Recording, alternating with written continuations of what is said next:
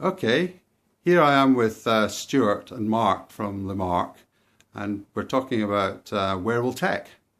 So Stuart, do you want to introduce your the wearable tech that you currently are manufacturing and deploying? Yes, absolutely. We've been designing a range of gloves under the Dirty Rigger brand now for quite some years. Over the last 6 months, we've moved into the wearable tech regarding both gloves and what we would term as a rig gear. Now, this is a wearable pouch system that was initially designed to carry pads, to carry a mobile phone you can drop into there, but equally it's a powered system which, as you see to the other side, that you can build in an LED. So that's a light on the shoulder? Yeah, you have a light. You have a light for close work. So if the engineer, or in this case the rigger, is working at height or working in a dark area, he can use to focus and be completely hands-free. The other part of the pouch will carry radio equipment or anything that he's going to be working close, but he is completely hands-free, and he then can position this to design or help him do his job safely. Okay, cool.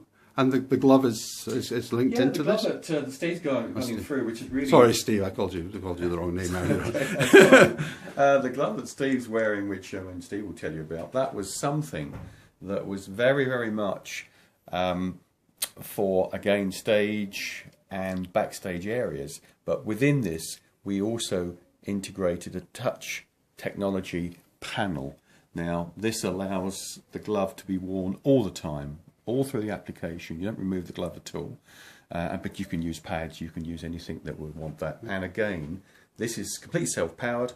It has the same LED, which is a 3.5 lumen system, which allows you to have close work, or if you're working in a dark area, it gives visibility. Okay, that's really clever. I mean, this is in your sector. It's this is really the people who are putting up staging and things for sort of entertainment events. It is, but it's moved farther because Steve deals with a number of what we will call heavy industry, going into the rail track area where you're working in dark environments and you're working in environments that it's critical that you can retain any particular tools that you're working with. This allows close-up work, that if you are looking to remove a nut, or you want a bolt, or you're looking at a screwdriver, or you've got the head to connect between two pieces of tools, it lets you hold and drive exactly where you want to do that.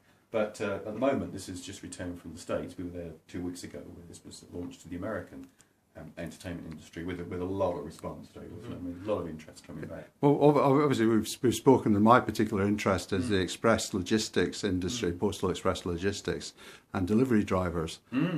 So, any thoughts on how this could benefit that particular industry? They haven't done it yet, but my guess is that they should do it.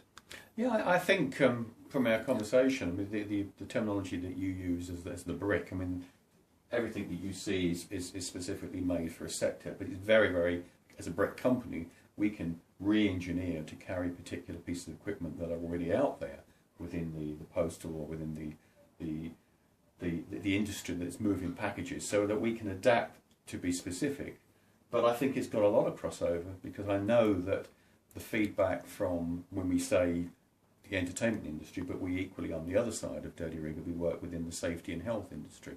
Now, this is for repeat tests where you have engineers on site, and this can be everything from portable appliance testing, where there's a need to go back and retest.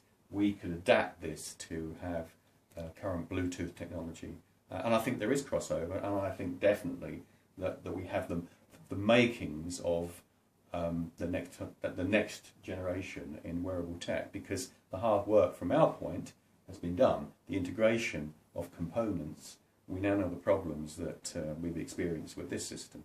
We know how to get around them, we know how to develop them. So although you're seeing an LED, equally you could have a scanner, or you could have anything that's particularly relevant to the postal industry.